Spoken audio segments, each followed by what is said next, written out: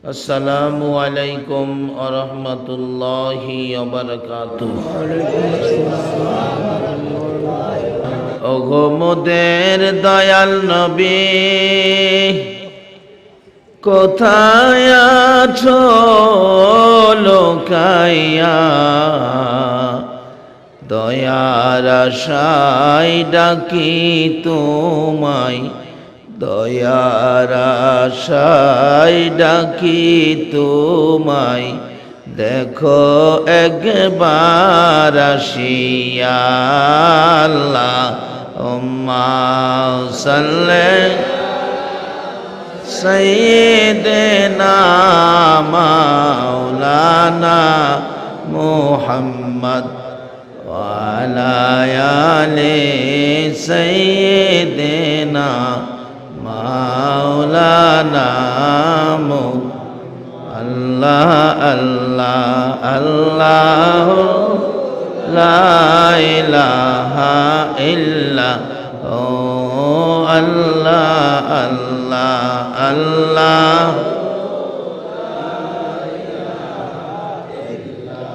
High নবীজি দেও গো দেখা, তোমায় দেখে প্রাণ জুড়ায়, তোমার দেখা পেলে নবী গো বই কি মুদের শেষ বেলায়।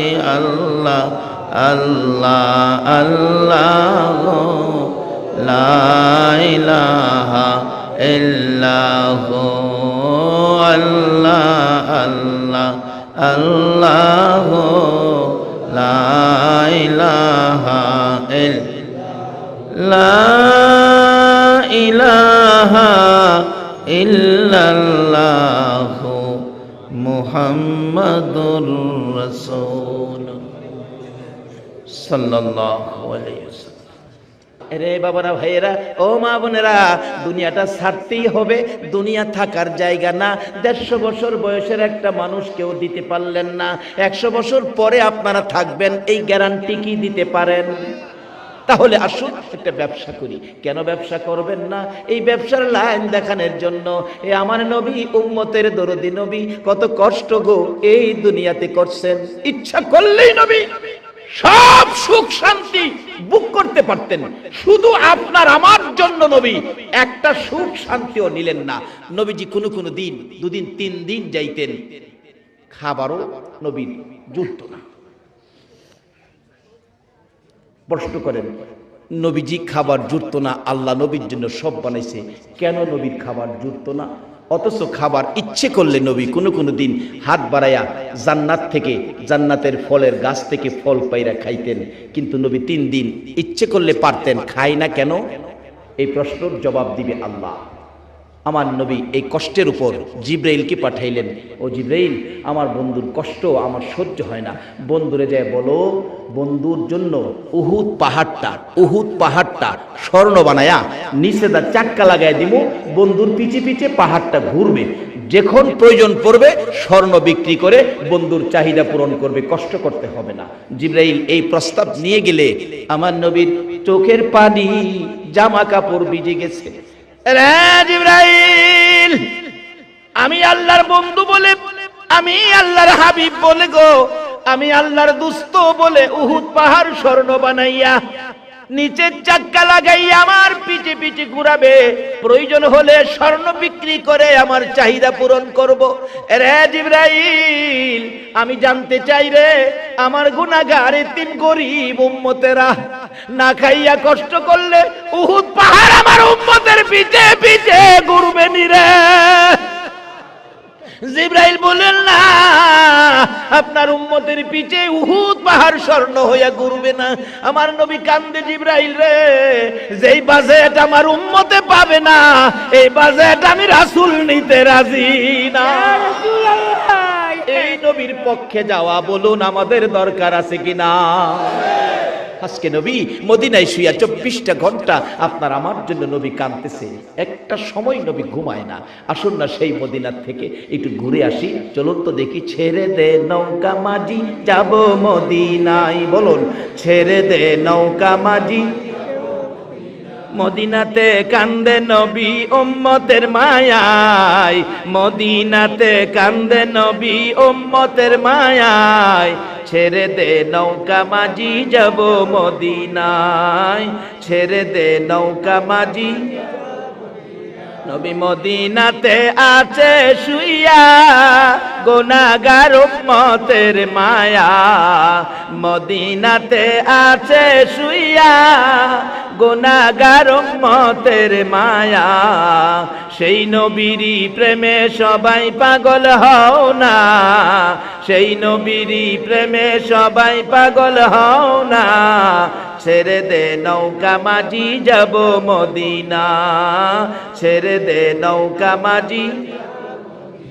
আল্লাহ নামের বর্ষা খুরি সারলাম নবীর প্রেমের তরি, আল্লাহ নামের বর্ষা করি সারলাম নবীর প্রেমের তরি, দয়াল নবীর রওজা খানি আমায় দেখাও না, দয়াল নবীর রওজা খানি আমায় দেখাও না, ছেড়ে দে নৌকা মাঝি যাব মদিনা, ছেড়ে দে নৌকা মাঝি। বলতেছিলাম কেন যাবেন না, কেন এই নবীর উম্মত হইয়া আমার আল্লাহর জান্নাত পাওয়ার জন্য ব্যবসা করবেন না, কেন নবীকে ভালোবাসবেন না, কেন নবীর পক্ষে যাবেন না? আমার আল্লাহ যদি এক নবীর ভালোবাসায় এত কিছু করতে পারে, এই নবীর উম্মত হইয়া নবীর পছন্দের রাস্তায় যাওয়া, বলুন আমাদের দরকার আছে কিনা? আরে কবরে গেলেও তো এই নবীর রাস্তা দিয়ে যাওয়া লাগে। আমাদের এলাকায় একটা আঞ্চলিক ভাষা আছে, কার কারণে খাসলা বান্দি ঠাহুর চিনস না, যারু সিলাই সব পাইলা তারে চিনো না। সর্বপ্রথম কবরের বিপদে আগে পরিচয় দিতে হবে নবীর, নবীর পরিচয় ব্যতীত কোন পরিচয়ের রেহাই নাই, কোন পরিচয়ে রেহাই হবে না। সেই নবী যদি আপনার আমার জন্য এত কান্দা কানতে পারে, নবীর পক্ষে আমাদের কিছু করা দরকার আছে কিনা? বলতেছিলাম আমার নবী কান্দে গো, ওই মদিনার পাহাড় নিরিবিলি জায়গায় সেজদায় পড়ে কান্দে। কথাটা খেলা ছিল আপনাদের, সেজদায় পড়ে কান্দে। মসজিদে নববীর মুসল্লিরা তালাশে বেরিয়ে গেল, মদিনার মহিলারা পর্যন্ত নবীর ভালোবাসায় নবীর পাগল হইয়া গো, মদিনার ইতিহাস লেখে রান্না বাড়া বন্ধ হয়ে গেছে, কেউ রান্নাঘরে যায় না, শুধু কান্দে মহিলারা, একজনের গলায় আরেকজনে ধরে। খবর পাইছস নি আমরার নূরের নবী বলে মদিনায় পাওয়া যায় না। এমনকি মদিনার মহিলারা বললেন, আমাদের কুলের বাচ্চাগুলোকে দুধ খাওয়াইতে চাইলে মা স্তনে বাচ্চাকে দুধ খাওয়াবেন চেষ্টা করে, বাচ্চারা স্তনে মুখ লাগায় না, মায়ের মুখের দিকে তাকাইয়া চোখের পানি ছাড়ে, মাঝে মাঝে ঠোঁট দুইটা নাড়ে, কি যেন বলবেন। মা চিৎকার মেরে ডাকে, রে বাবারা বুঝিছি রে, কি প্রশ্ন করবি, এটাই বুঝি প্রশ্ন করবি মা গো, আমরা দুধ খাবো না গো মা, যতক্ষণ পর্যন্ত রাসূলের খবর না দিবা। মার কুলের শিশুরা পর্যন্ত ওই দিন মদিনায় নবী হারা হইয়া স্তনে মুখ লাগায়। একটা দিন পার হয়ে গেল, সারা দিন কারো চুলায় আগুন নাই, শুধুমাত্র পাগল পাগল হইয়া গো মদিনার নবীর উম্মত গুলো ঘুরতেছিল। এবার কে দেখবে গো? খাতুনে জান্নাত মা ফাতেমার কান্না। মা ফাতেমা দরজাটা বন্ধ করে গো, এতি বাবার ব্যথায় ফাতেমা কাঁদে। এবার কে দেখবে? হাসাইন আর হুসাইনের কান্না। দুই ভাই গলাগলি করে কাঁদতে, না না গো, কেমনে আমরা দুই ভাইরে বুইলা গেলা গো না। যে হাসাইন আর হুসাইনের প্রতি আমার নবীর কত মহব্বত, কত ভালোবাসা ছিল। আমার নবী 3 দিন পেটের খিদা লইয়া খাতুনে জান্নাত ফাতেমাতুজ জাহরার বাড়ির দিকে যাচ্ছে। ফাতেমার ঘরে কিছু খাবার খাবে, আমার নবীর এটাই যেন ইচ্ছা। দরজায় আওয়াজ দিলেন, মা ফাতেমা কান্নার কণ্ঠে জবাব দিল।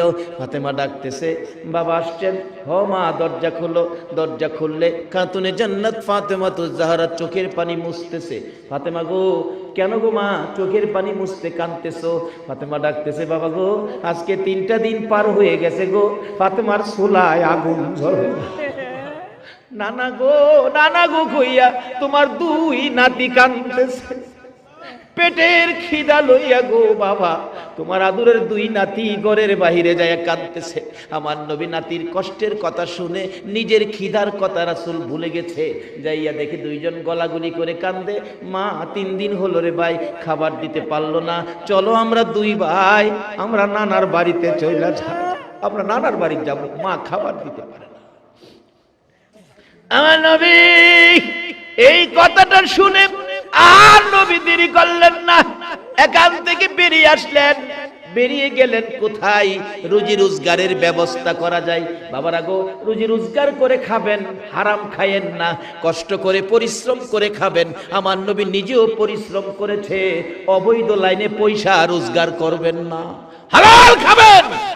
হালাল ব্যক্তিকে আমার নবী সুপারিশ করে জান্নাতে নেবে। নবী নিজে একটা ইহুদির খেজুরের বাগানের পাশে গিয়ে ডাকতেছে, ইহুদি তোমার খেজুরের বাগানে কাজের লোক রাখবা?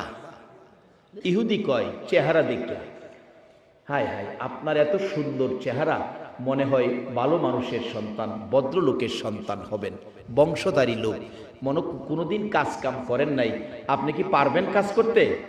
রাসূল কয়, হ্যাঁ পারবো। কি কাজ দিয়েছে? কিতাব লেখে মাটির কুয়ার থেকে পানি উঠাইয়া খেজুর গাছের গুড়ি দিব। আমাদের দেশের লোকেরা মরুভূমির দেশে যায়া এরকম পানি দেয় না গাছের গোড়া গোড়ায়, এই চাকরিটা রাসূল নিয়েছে।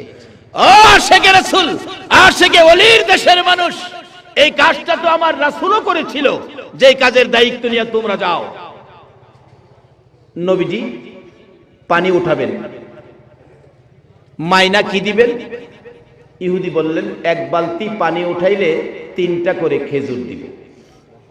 নবীজি 8 বালতি পানি উঠাইছেন হাসাইন হুসাইনের ব্যথায়।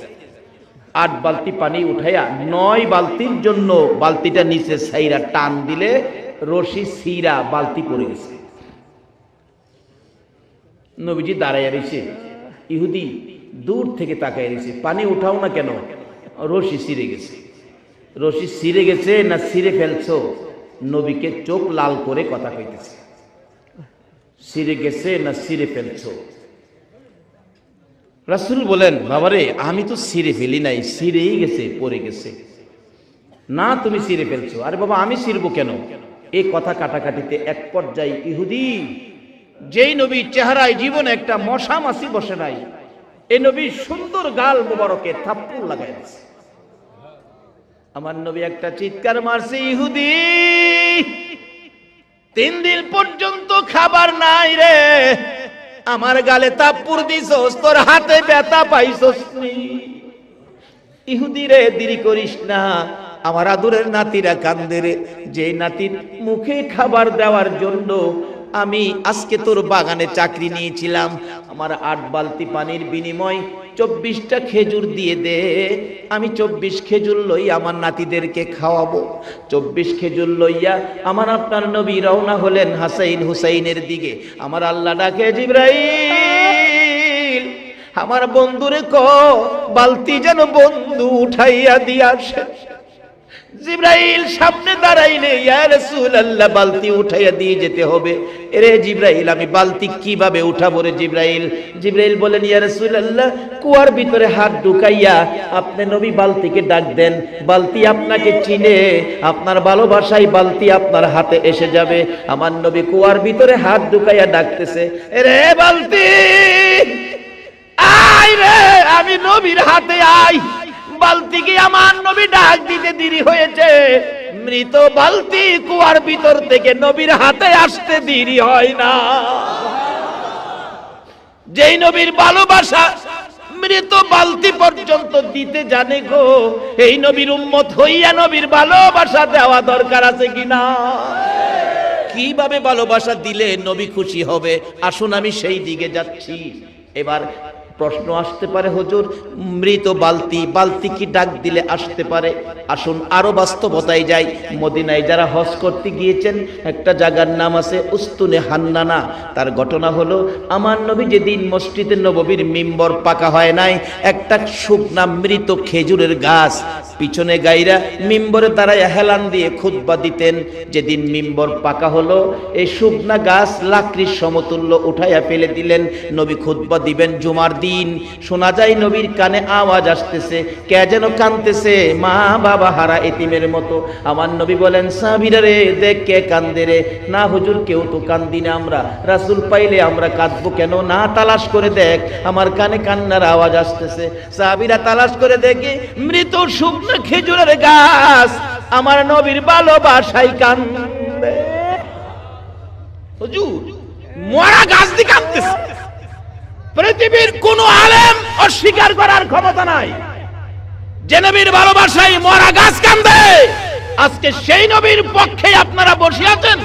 যদি এই রাত্রের মাহফিল আল্লাহ পছন্দ করে কবুল করে, এর বিনিময় নাজাতের ফয়সালা আপনাদের হয়ে যাবে। হাশরের ময়দানে আখিরি নবীর উম্মতের জন্য আল্লাহ পাক খালি সুযোগ খুঁজবেন, কোন সুযোগে কোন উসিলাতে আপনাদেরকে মাফ করে দিবেন। কারণ নবী যে 63 বছর জিন্দেগি আমাদের মাফের জন্য নবী কাঁদছে। রাসূল বলেন, গাছটাকে নিয়ে আসো। নিয়ে আইছে। হুজুর এই তো উস্তুনে হান্নানা। রাসূল জিগায়, এ উস্তুনে হান্নানা, ও মৃত খেজুরের গাছ, তুমি তো মৃত গাছ, তুমি কাঁদতেছো, কি ব্যাপার, কি তোমার দুঃখ? মৃত খেজুরের গাছ বলে, ইয়া রাসূলুল্লাহ, এতদিন আপনার পিঠ মুবারকের সাথে আমি লাইগা থাকতাম, আজকে যে মিম্বর পাকা হওয়াতে আমাকে সরাইয়া দিলেন, আমাকে দূরে ফালাইলেন, রাসূলের বিরহের ব্যথায় আমি মরা গাছ কাঁদতেছি। নবীর বিরহের ব্যথায় মৃত গাছ কান্দে, কি আশ্চর্য! রাসূল খুশি হলেন। রাসূল কি হলেন? খুশি হলেন।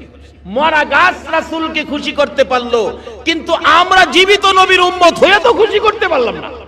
আসুন খুশি করে আল্লাহর সাথে ব্যবসা করে আজকে জান্নাতের বাজেটটা লইয়া বাড়িতে যাব। রাজি আছেন আপনারা? কিভাবে নেবেন? রাস্তা আইতাছে সামনে। নবীজি খেজুরের গাছের কান্না শুনে খুশি হলেন। তুমি আমার জন্য এত পাগল, এত ভালোবাসো, যাও যাও, তুমি আর কাঁদো না।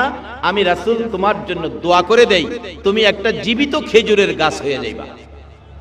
আচ্ছা, আমরা নবীর দোয়ায় মৃত গাছ জীবিত হবে কিনা বলুন? আল্লাহু আকবার। ডাকতেছে, ও মৃত খেজুরের গাছ, আমি দোয়া করি জীবিত একটা খেজুরের গাছ হয়ে যাইবা। উস্তুনে হান্নানা, মরা খেজুরের গাছ কয়, হুজুর আমি এই দোয়া চাই না। এই চাই না কইস না, কিয়ামত পর্যন্ত হায়াত পাইবি রাসূলের দোয়ার বরকতে। না হুজুর এই দোয়া চাই না। আরে চাই না কইস না, তোর মধ্যে 12 মাস খেজুর থাকবো, সিজন না, সবসময় খেজুর, আমি নবীর দোয়ার বরকতে। হুজুর এটাও চাই না। এই শুন, তোর গাছের খেজুরে এত বরকত হবে, একটা গাছের খেজুর সমস্ত পৃথিবীর উম্মতেরা কিয়ামত পর্যন্ত খাইবো, কিন্তু কমাইতে পারতো না। যতই খাক খালি বাড়বো। নবীর দোয়ার মধ্যে এই বরকত আছে কিনা? হায় হায়, কি যে বরকত আছে, এটা আলোচনা করতে গেলে যাইবো গা সারা রাত।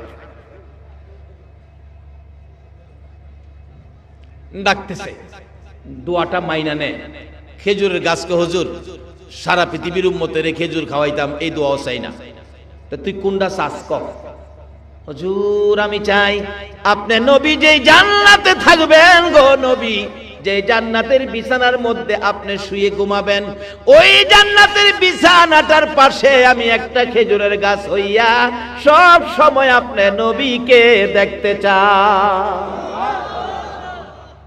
আমার নবী ডাকতেছেন, সাহাবীরা রে, উস্তুনে হান্নানাকে মাটির নিচে দাফন করে দে। মানুষকে যেমন দাফন করা হয় এমনি ভাবে ওই মৃত গাছটাকে দাফন করেছে, একটু চিহ্ন দেওয়া আছে জায়গাটাই উস্তুনে হান্নানা। নবীর ভালোবাসার ওই গাছটার পাশে দাঁড়াইয়া 2 রাকাত নামাজ যদি কোনো মুসলমান আদায় করে, আমার আল্লাহ তার জীবনের গুনাহগুলো মাফ করে দেয়। বসতেছিলাম ওই মদিনার উস্তুনে হান্নানা মৃত খেজুরের গাছ যদি নবীর সাথে কথা বলে, নবীর মায়ায় কাঁদতে পারে, এই নবী হাত বাড়াইলে বলুন কুয়ার বালতি কি নবীর হাতে আসতে পারে না? বালতি উঠাইয়া ডাকতেছে, ইহুদি ইহুদি নেরে বাবা, তোর বালতি তোরে উঠাইয়া দিয়ে গেলাম, এই যে লাও তোমার বালতি। ইহুদি কয়, বালতি সিরা পড়লো, উড়াইলো কি দিয়া? কোনো রশি নাই, কোনো কিছু নাই, উঠাইলো কি দিয়া? ইহুদি একবার কুয়ার ভিতরে চায়, আবার বালতির দিকে চায়, আবার যেই লোকটা বালতি হাত দিয়া টাইনা উঠাইলো ওই লোকটার দিকে চায়। আমার নবী হাসাইন হুসাইনের মায়ায় রওনা হয়ে গেছে, পিছনে চায়, আবার কুয়ার ভিতরে চায়, বালতির দিকে চায়। ঘটনা কি হলো, আমি কার গায়ে হাত তুললাম? অবশেষে বুঝে ফেলেছে, বুঝেছি আখিরি নবী সারা উনি কেউ হবে না। কার সাথে বেয়াদবি করলাম?